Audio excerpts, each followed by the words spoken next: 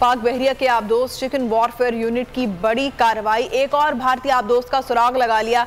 ISPR के मुताबिक जदीद कैलोरी क्लास आबदोज का 1 मार्च को सुराग लगाया गया।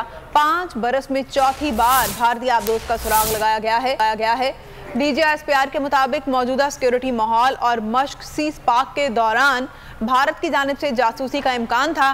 भारत की जानिब से किसी मुमकिन इकदाम के पेश नज़र सख्त निगरानी की जा रही थी।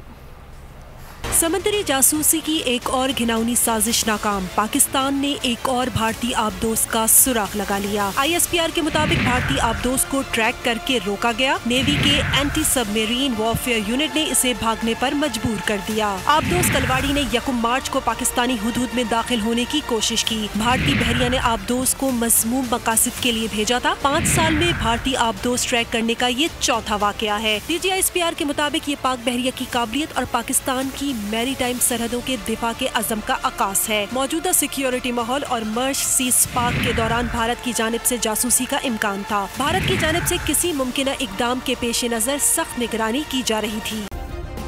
सब्सक्राइब करें और बेल दबाएं ताकि कोई खबर रह न जाए।